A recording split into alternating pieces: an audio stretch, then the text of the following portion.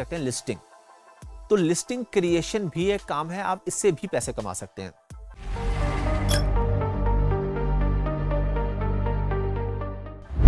फिर एक होता है लिस्टिंग ऑप्टिमाइजेशन। ऑप्टिमाइजेशन ये होती है कि एक बंदा आपके पास आता है, उसकी लिस्टिंग ऑलरेडी बनी हुई है, अब वो कहते हैं जी मेरे पास ऑर्डर्स नहीं आ रहे, तो आप उसकी लिस्टिंग देखते हैं, आप कहते हैं कि इसमें ये मसले हैं, इसको ठीक कर लें तो आपके पास अच्छे ऑर्डर्स आएंगे। फिर इसके अंदर एक चीज़ आ जाती है कीवर्ड रिसर्च। कीवर्ड रिसर्च करके भी आप पैसे कमा सकते हैं।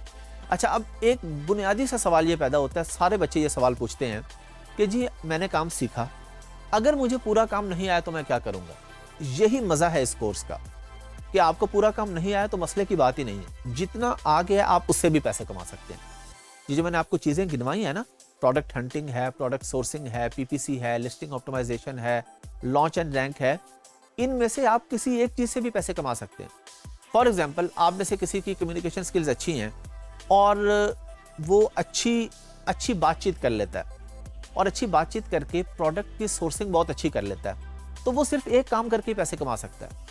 आप लोग जब फाइवर और अपवर्क पे जब अपने गिग्स बनाते हैं, बिडिंग करते हैं, तो आप वहाँ पे सिंपली लिखेंगे जी I am expert in product sourcing, तो आप सिर्फ सोर्सिंग का काम पकड़ते रहें और वहाँ से पैसे कमा लें।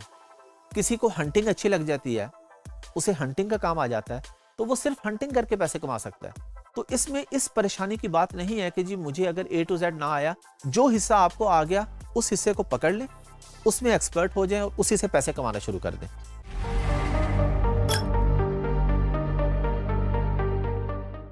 आप में से कुछ लोग ऐसे भी होंगे जो कहते हैं जी अच्छा हमारे पास अगर अपने पैसे हों और हम इन्वेस्ट करना चाहें अमेज़ॉन पर, हम अपनी प्रोडक्ट बेचना चाहें, यानी अमेज़ॉन पे पैसे कमाने के दो तरीके हैं ना, एक तो ये है आप अपनी प्रोडक्ट बेचते हैं और एक है कि आप अपनी सर्विस बेचते हैं।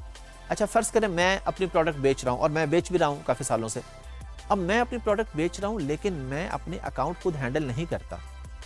कितना ही अरसा हो गया मैंने अमेज़ॉन खोल के भी नहीं देखता मैं बाज़ दफ़ा अपने अकाउंट्स, क्योंकि मेरा वर्चुअल असिस्टेंट, मेरे पास टीम है, काफ़ी सारे वर्चुअल असिस्टेंट है, वो ये काम देखते हैं। तो यही काम आप लोगों ने करना है कि एक बंदा बेच रहा है और उसके पास टाइम नहीं है या उसके पास स्किल्स नहीं है, कोई भी वजह हो सकती है, मसरूफ़ आदमी है या उसके और बिजनेसेस हैं, उसके पास टाइम ही नहीं है, तो वो क्या करेगा, आपको कहेगा जी आप मेरा प्लीज़ अकाउंट हैंडल कर दें अमेज़ॉन का, मैं आपको पे कर दूंगा। ऑन एन एवरेज एक क्लाइंट आपको $400 पे करता है और आपने उसको डेली के 3 से 4 घंटे देने होते हैं। तो अगर आप फुल टाइम इस काम में आ जाते हैं तो जो अर्निंग पोटेंशियल है इसके अंदर वो $500 से $1000 है। ये मैं आपको रियलिस्टिक बातें कर रहा हूँ। कमाने वाले ऐसे भी फ्रीलांसर्स हैं, ऐसे भी वर्चुअल असिस्टेंट हैं जो 5-5 लाख 10-10 लाख भी कमा रहे हैं, लेकिन बहुत कम है और उनका एक्सपीरियंस हो गया ना, काफ़ी साल गुजर गए हैं। एक जो एवरेज इनकम है वो $500 से $1000 है। तो आप लोगों ने किसी भी तरीके से आप अमेज़ॉन में जब आ जाते हैं, जब VA बन जाते हैं, तो कोई एक सर्विस दे के भी पैसे कमा सकते हैं और A to Z काम करके भी पैसे कमा सकते हैं।